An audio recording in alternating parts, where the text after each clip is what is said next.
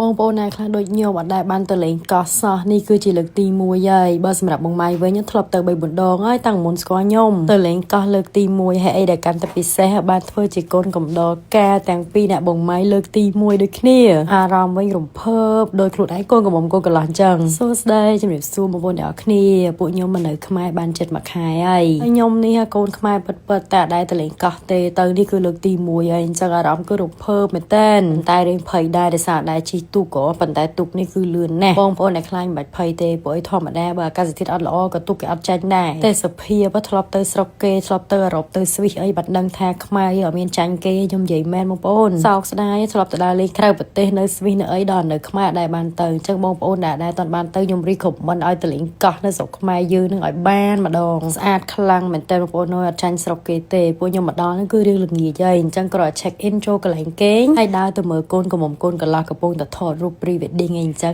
ណាហើយបងម៉ៃបានជួបពូម៉ាក់គាត់ហើយគឺបងខេដែលសារពីរអ្នកគេនិយាយភាសាដូចគ្នាអញ្ចឹងហើយជួបគ្នាម្ដងអូយសម្បូររឿងរៀបរាប់រាយរាប់ណាថ្ងៃបន្ទាប់ព្រឹកឡើងក្រោកឡើងភ្លាមខ្ញុំកក់សក់ឲ្យបងម៉ៃជួយផ្លុំសក់ហ្មងព្រោះខ្លាចអត់ទាន់កម្មវិធីការគេយើងក្រោកលែតពេកប៉ុន្តែកម្មវិធីដល់ទៅល្ងាចទេសូម្បីតែកូនកំមុំក៏អត់ទាន់រៀបចំខ្លួនដែរតែញ៉ាំបាយសិនញ៉ាំបាយហើយបានចែកជើងខ្លួនរៀបចំខ្លួនរៀងខ្លួនខ្ញុំមកកោះងាយស្រួលមែនតើនេះខ្ញុំយកជាមួយនឹងសម្លេងជូតមុខអែលសាកញ្ចប់មកកញ្ចប់តែ10000នេះបងប្អូនមានដល់តែ12សន្លឹកហើយគុណភាពគឺអត់ចាញ់អាកំប៉ុងទេដូចគ្នាបែបបាត់គ្រាន់តែថាតម្លៃសមរម្យហើយទូចងាយស្រួលបងប្អូនយកតាមខ្លួនបងប្អូនដែលចង់ទិញសាកសិនអីអាចសាកបានព្រោះមកកញ្ចប់10000រៀលហ្នឹងសម្លេងជូតមុខអែលសាបងប្អូនកុំយកច្រឡំមិនមែនជាសម្លេង remove make up ទេគឺជាប្រភេទ toner pad ឬក៏ទឹកសម្លេងចិញ្ចឹមស្បែកមុខដែលបងប្អូនជូតនៅលើមុខបន្ទាប់ពីលាងមុខស្អាតហើយគឺមានជាមួយនឹងជាតិ essence ជាតិសេរ៉ូមដែលជួយចិញ្ចឹមស្បែកមុខបងប្អូនដែលមានបញ្ហាមុនបញ្ហារោលកទួលដាក់ទៅគឺជួយបានច្រើនណាស់ប្រើយូរទៅចិញ្ចឹមស្បែកមុខចិត្តទាំងរុនញើសទៀតខ្ញុំជូតស្លេហើយ make up អីតិចតួចខ្លួនឯងនឹងឯងកម្មវិធីបែបលក្ខណៈគ្រួសារមានតែមិត្តភ័ក្តិស្និទ្ធស្នាលអីចឹងណាបងប្អូនតែ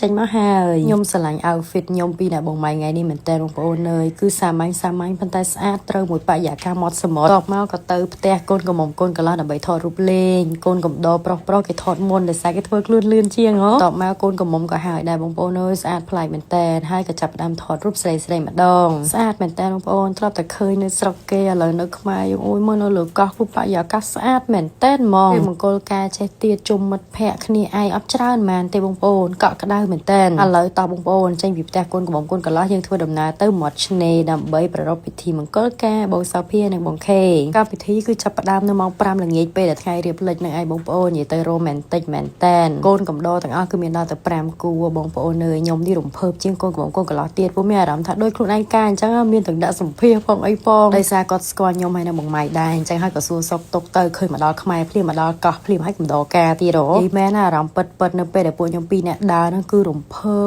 ដោយការខ្លួនឯងអញ្ចឹងប៉ះចំមង្គលការគាត់នេះគឺបង្ខេជនជាតិស្វីសហើយគាត់ខ្មែរប្រៀបដូចខ្ញុំហើយនៅបងម៉ៃអញ្ចឹងជាតិសាសន៍ផ្សេងគ្នាផ្លាស់ទីលំនៅមករោគ្នាលះបង់ដើម្បីគ្នាដើម្បីស្នេហាក្តីស្រឡាញ់តស៊ូមួយគ្នាបងប្អូនគឺ touching មែនតើហើយដោយសារតែយើងធ្វើបែបលក្ខណៈមានតែមិត្តភ័ក្តិស្និទ្ធស្នាលអីដែរអញ្ចឹងហើយខ្ញុំអត់បានថតអីច្រើនទេព្យាយាមចំណាយពេលវេលាជាមួយគាត់ឲ្យបានច្រើនហើយសប្បាយបងប្អូននៅលើកោះគ្រាន់តែឈរនៅក្បែរកូនកំមុំនោះរំភើបហើយទៅរំតែខ្លួនឯងការអញ្ចឹងទៀតដល់អារម្មណ៍មិនទេខ្ញុំនេះហ៎ស្រស់ស្រាយបងប្អូនអើយដល់ពេលខ្លះទៅកូនកំមុំកូនកន្លោះនិយាយពាក្យក្នុងចិត្តយំខ្ញុំនៅម៉ៃនេះចង់យំតាមនិយាយទៅមានគ្រប់រសជាតិទៅកោះលើកនេះគឺសប្បាយខ្លាំងមែនតើហ្មងអរគុណបងសោភានិងបងខេដែលបានអញ្ជើញពួកយើងទៅចូលរួមចំណែកក្នុងថ្ងៃពិសេសរបស់ពួកគាត់ណាក៏សូមជូនពរឲ្យបងទាំងពីរជួបតែសេចក្តីសុខសប្បាយរស់ស៊ីមានបានសម្រេចសេចក្តីម្ដងប្រាថ្នាទាំងអស់បរិយាកាសវិញមើលតែប៉ុណ្ណឹងដឹងតែសប្បាយប៉ុណ្ណាបងប្អូនអើយខ្ញុំឆ្លៀតរត់ញ៉ាំអីតិចសិនព្រោះអត់បានញ៉ាំអីទេឡើងតែថតរូបផងអីផងញ៉ាំអីហើយគឺថាមានជួបជុំរំលែករហូតដល់យប់វីដេអូមករៀងឡែតតិចហើយចិត្តដល់ថ្ងៃគាត់ការទៅភ្នំពេញបែបប្រពៃណីខ្មែរខ្ញុំទៅបានការសង្ឃឹមថាបងប្អូនយកចិត្តវីដេអូមួយនេះណាហើយអរគុណបងប្អូនទាំងអស់គ្នាដែលទស្សនាវីដេអូនេះពីដើមដល់ចប់យើងចាំជួបគ្នានៅវីដេអូក្រោយៗទៀតសូមជម្រាបលាបងប្អូនទាំងអស់គ្នាបាយបាយ